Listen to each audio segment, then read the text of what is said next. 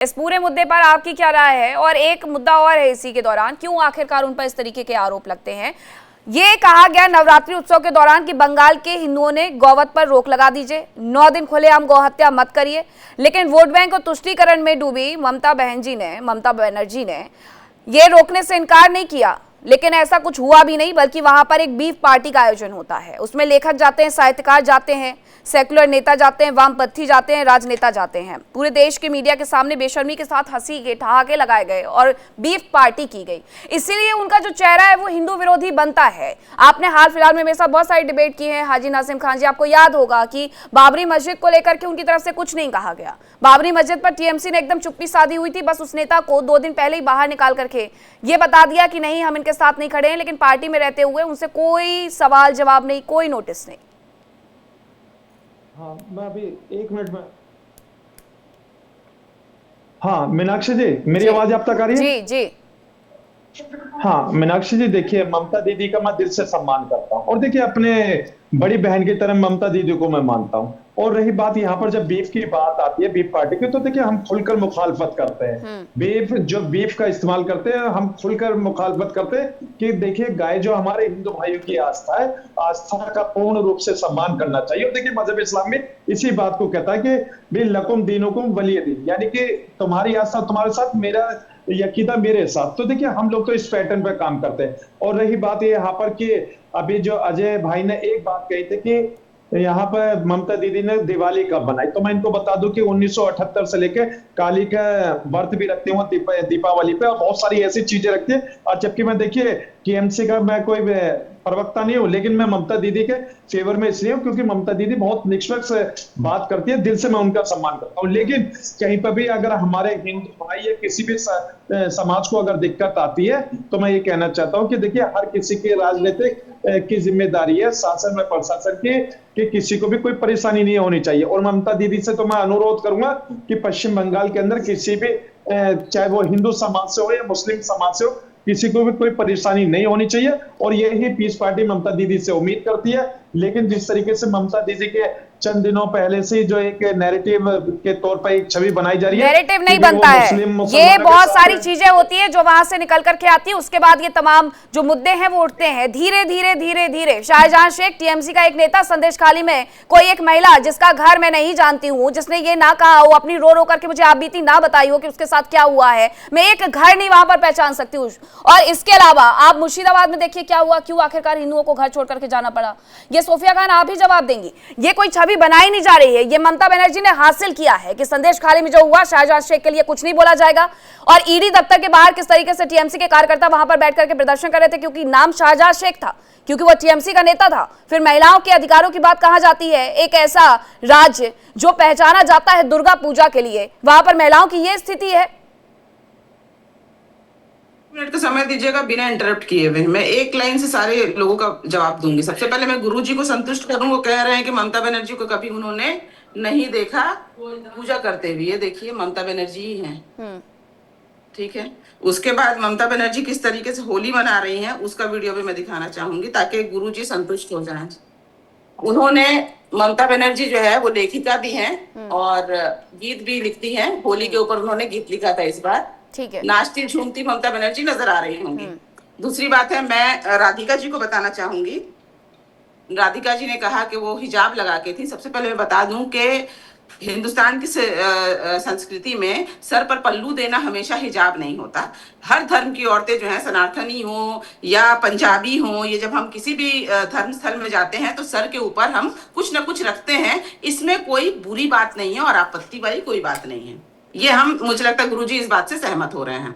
दूसरी बात है, मुझे लगता है जैसे कोर्ट में हाथ पर कुरान और गीता के ऊपर कसम खिलवानी चाहिए, मुझे लगता है आज टीवी चैनलों में भी हम जैसे जो भी प्रवक्ता हैं या नेता हैं उनको भी कसम जरूर खिलानी चाहिए। तो राधिका जी से मैं ये कहूंगी कि इतना झूठ नेशनल चैनल पर आकर, आप चूंकि बंगाल में रहती है जैसा मैं देख पा रही हूँ, इतना झूठ स्पष्टता के साथ आप लोग कैसे बोल लेते हैं? क्योंकि बंगाल के जो लोग हैं ना, आप एक हिंदू धर्म को मानने वाली हैं, ठीक है, राजनीति नेत्री हो सकती हैं, मोदी जी को प्यार भी कर सकती हैं, उसमें कोई आपत्ति नहीं है। लेकिन झूठ की पोटली के साथ मोदी जी को प्यार करें, ये मुझे लगता है सही नहीं है।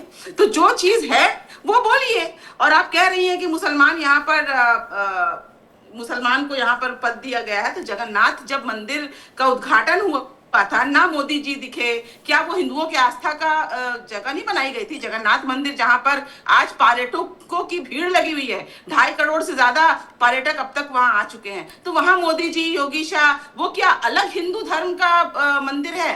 आप कहते हैं कि नहीं, लेकिन आपके यहाँ तो जगन्नाथ मंदिर को लेकर के बहुत ज्यादा विवाद हुआ था। आपके यहाँ जगन्नाथ मंदिर को लेकर के, सोफिया जी, आपके यहाँ पर जगन्नाथ मंदिर को लेकर के, पश्चिम बंगाल में जगन्नाथ मंदिर की स्थापना को लेकर के बहुत ज्यादा विवाद हुआ था। जगन्नाथ मंदिर की तरफ से भी उस पर बयान आए थे कि जगन्नाथ मंदिर सिर्फ एक हो सकता है पुरी में, ओडिशा में, उसके अलावा कहीं नहीं हो सकता है। तो आपको उन भावनाओं का ख्याल रखना चाहिए था। आप जगन्नाथ मंदिर बना देंगी, आप महाकाल ले आएंगी, तो उससे ना तो उज्जैन आ जाएगा और ना ही उड़ीसा आ जाएगा, बंगाल बंगाल ही रह जाएगा। राधिका जी, देखिए, जगन्नाथ मंदिर में ये पब्लिक डोमेन में है कि ममता बनर्जी जी को अलाउ नहीं किया था उस मंदिर में जाने के लिए, तो उन्होंने खुन्नस से बोला था कि मैं एक जगन्नाथ मंदिर बंगाल में बनाऊंगी, और ये कोई मंदिर नहीं है, ये कल्चरल सेंटर है। और ये बड़े बड़े बात करते हैं, ये कल बोलेंगे, इसलिए क्यों, ये किस लिए ये बात करते हैं? क्योंकि बाबरी मस्जिद का जो जस्टिफिकेशन चाहिए था, वहां पे भी एक बाबरी मस्जिद है, तो यहाँ पे भी हमने बनाया। वहां पे जगन्नाथ मंदिर है, तो हमने भी जगन्नाथ के नाम से कल्चरल सेंटर को मंदिर में कर दिया। और देखिए, ये जो बोल रही है ना सोफिया जी की मैं झूठ बोल रही हूँ, ये मैं, आप उनको बोलिए मुझे चैलेंज करने, सोफिया जी के पुष्ट के कितने जनरेशन बंगाल में रहते हैं। सुन लीजिए पहले सोफिया जी, फिर कर लीजिएगा बंटू बना। सुनिए, मेरे को फिनिश करने दीजिए, क्योंकि मेरी पैदाइश बंगाल में है, मेरे 14 फुट वहां के हैं, और मैं खुद अपने एक्सपीरियंस से बात कर रही हूँ। मेरे नाना जी के राजमहल में दरबान जी आते थे और कहते थे सीपीआईएम के लोग आ गए हैं। गुंडागर्दी का पॉलिटिक्स ये जो ममता बनर्जी जी करती है, और मैंने सोफिया जी को, मैं उनको सही करूं उनकी बात, मैंने हिजाब की बात की ही नहीं। अरे हिंदू औरत को सिखा रही है पल्लू का क्या मतलब है? हम तो बचपन से देख रहे नानी दादी का पल्लू लगाते हुए, वो बात सही नहीं है। मैं कहती हूँ ये जो इबादत की जो पोज करती है, क्यों पोज करना पड़ता है? आप बताइए, क्यों पोज करना पड़ता है? मैं जब मेरे मुसलमान भाई बहनों के सामने आती हूँ, हिंदू रूप में आती हूँ, मेरा बिंदी से ही जगह पे आके उनका नमस्कार करती हूँ। अगर किसी ने आदाब कहा, मैं वापसी में आदाब कहती हूँ। ये देखिए, ये जो बौखलाए हुए टीएमसी के लोग हैं, आज देखिए पैनलिस्ट भी कितने एक्साइटेड होकर बात कर रहे टीवी चैनल पे, किस लिए कर रहे हैं? कल ममता बनर्जी का जो, और देखिए फाइल भी हरा रंग का था, आप बोल रहे तुष्टीकरण की पॉलिटिक्स, ये तो देखती है कि फाइल भी उनके हाथ में हो, जिनसे उनके सीक्रेट चीजें रखे हो वो हरे रंग का फाइल हो। तो ये सब बातें करते नहीं है, क्योंकि पूरा देश बंगाल पे हंसता है, पूरा देश को बंगाल के ऊपर इतनी दुख आती है, और इसलिए उन्होंने इन लोगों को बॉर्डर के लिए उन्होंने मोदी, सोफिया खान जी, जमीन नहीं दिया। सोफिया जी, 6 बार चिट्ठियां लिखी गई अमित शाह जी के ऑफिस से, 3 बार सेक्रेटरी घूम के गए कि हमें जमीन दो ताकि ये बांग्लादेश नहीं आए। मुझे मेरे मुसलमानों से और मेरे हिंदुओं से या सिखों से एक बूंद की प्रॉब्लम नहीं है। मुझे दूसरे देशों के जो लोगों को बुला बुला के वोट बैंक बनाया है, और ये जो किस तादाद से निकल रहे, भाग रहे, क्यों भाग रहे हैं? तो इसलिए मुझे इन लोगों की टीएमसी के ये सब चाटुकार है, ममता बनर्जी का डर उनको है जैसे आवाम को है। तो ये लोग नेशनल टेलीविजन पे आके कहाँ का सत्य बोलेंगे, कहाँ का सच बोलेंगे? आपको पता है, आप बंगाल में रही है, बंगाल में क्या स्थिति है। रामनवमी के मैं परेड में मैं भी गई हूँ, और अभी सोच रही थी कब पत्थर आएगा, कब कोई कुछ होगा, इनके गुंडे आगे करेंगे। अरे हमको सेक्युलर देश है, और आप लोग भूल जाते हैं कि ये सनातन की जन्मभूमि है, सेक्युलर देश है, और ये सनातन धर्म की जन्मभूमि है। यहाँ पे तो रामनवमी होगी, यहाँ पे दुर्गा पूजा होगी, और आप लोग एक बात, आपने और मेरे में जो फर्क है, मैं आपके और मेरे में फर्क बताती हूँ। आप जब हम लोगों को देखते हैं, आप हमें हिंदू होके देखते हैं। जब मैं आपको सोफिया जी देखती हूँ ना, मैं कहती हूँ एक साल की सनातन बहन। ठीक है सोफिया खान जी, बस मुझे एक बात बता दीजिएगा, बशीरहाट से आपकी एक सांसद हुआ करती थी नुसरत जहां, उन्होंने, क्योंकि वो एक्ट्रेस भी हैं, उन्होंने माँ काली का रूप धारण किया, माँ दुर्गा का रूप धारण किया, और उसके बाद क्या हुआ, उन्हें अगले चुनाव में विधानसभा लोकसभा के चुनाव में उनका जो टिकट है वो तक काट लिया गया। क्यों? क्योंकि वहां पर पूरा समुदाय जो है उनसे नाराज हो चुका था, खफा हो चुका था। बशीरहाट में पूरी तरीके से जो मुस्लिम आबादी है वो खफा हो चुकी थी और उन्हें साधने के लिए नुसरत जहां को सीधे सीधे चुनावों से ही अलविदा कह दिया गया कि भैया आप नहीं लड़ सकती हैं। क्यों? क्योंकि आपने मां दुर्गा का रूप धारण किया था, वो भी उस पश्चिम बंगाल में जहां की संस्कृति, जहां की मिट्टी मां दुर्गा के नाम से जानी जाती है। प्रवक्ता क्यों बन के बोल रही हैं? अरे सवाल पूछ रही हूँ, ऐसा है ना आपसे ज्यादा वक्त रह करके आई हूँ मैं। प्रवक्ता आप होंगी, आप अपनी पार्टी का काम करिए, मुझे अपना काम करने दीजिए। ये अगर आपको सवालों के जवाब देते न बने ना तो कभी भी मुझ पर मत आइएगा। क्या है? हाँ, क्योंकि मैं आपके चैनल में आई हूँ, मैंने अपने बातों को रखा। आप रखिए अपनी बातों को। प्रवक्ता आप किसे कह रही हैं?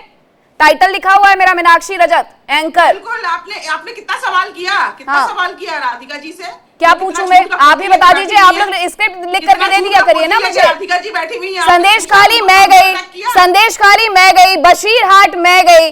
आपके यहाँ पर रिपोर्टर्स के साथ किस तरीके का व्यवहार किया जाता है उससे कवर मैंने किया। वहां पे बीजेपी की सरकार है क्या जो बीजेपी से जाकर के सवाल पूछूंगी? Comparatively, comparison to your UP, Bihar and Maharashtra and Gujarat, Kolkata is the safest. आज भी उत्तर 24 परगना, दक्षिण 24 परगना, नादिया, बशीरहाट, ये क्या जगह है, ये संदेश खाली, ये ऐसी जगह है कृष्णा नगर जहां से हर दिन एक खबर आती है रेप की, हर दिन एक खबर आती है रेप की।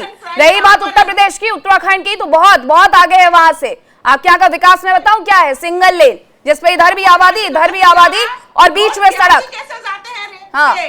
वो ज्यादातर भाजपा शासित राज्य है, उसके बारे में बात कीजिए मीनाक्षी जी। आपको अपने मुद्दों पे जवाब देने नहीं आ रहा? आपको अपने मुद्दे पे जवाब देने आ रहा है? शोफिया खान, मैंने आपसे पूछा है कि नुसरत जहां का टिकट आपने उनके मां दुर्गा के रूप को देख करके काटा था, सच या झूठ? क्या बोल रही है?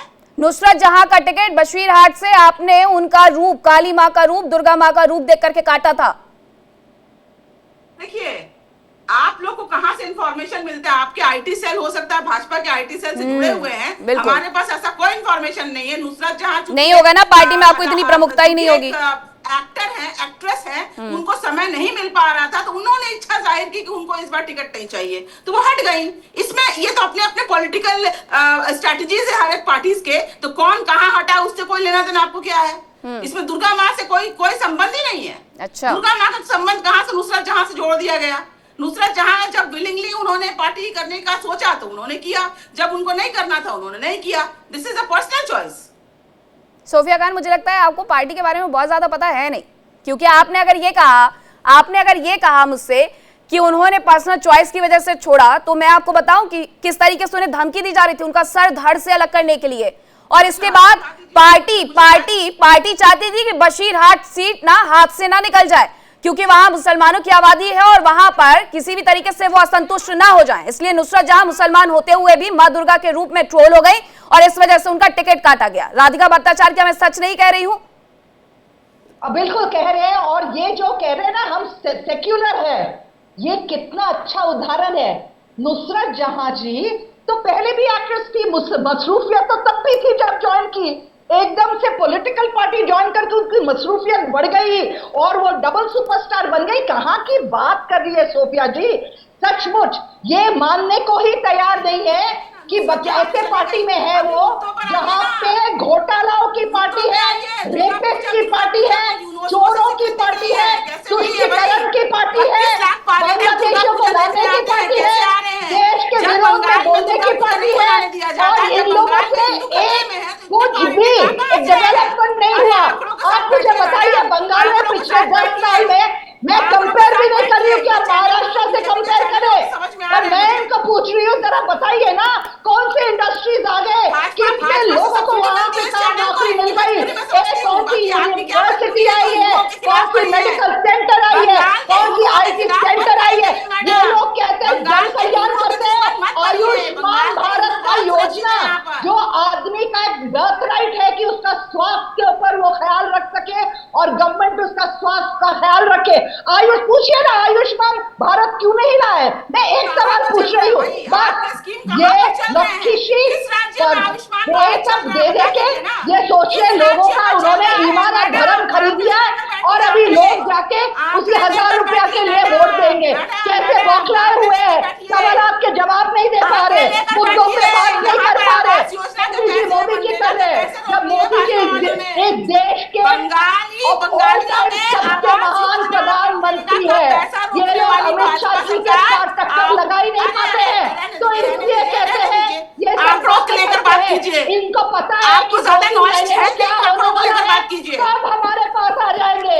एक आप देखेंगे 6 महीने में सोफिया जी नीचे भारतीय जनता पार्टी लिखा होगा, क्योंकि सब चढ़ते सूरज को सलाम कहते हैं। चलिए राहुल लाल जी को जरा स्क्रीन पर रखिएगा। राहुल लाल जी, एक आंकड़ा है महिला हिंसा को लेकर के 2022 का, जिसमें ये बताया गया कि महिलाओं पर प्रति लाख जनसंख्या पर जो अपराध है वो 71.8% होता है। उत्तर प्रदेश और बिहार के आंकड़ों से बहुत ज्यादा है। घरेलू हिंसा और यौन उत्पीड़न की घटनाएं होती रहती हैं। इसके साथ ही मेरा सवाल ये है कि ऐसा कब हुआ था जब वहां पर किसी मुस्लिम के ऊपर अत्याचार हुआ था, मुस्लिमों की लिंचिंग की गई थी, मुस्लिमों को अपना घर छोड़ करके जाना पड़ा था? क्योंकि एक आंकड़ा तो ये तक कहता है कि 8000 गाँव ऐसे जहां पर एक भी हिंदुओं की आबादी नहीं बची हुई है। बोलिए मीनाक्षी जी, एक आंकड़ा और ले लीजिए।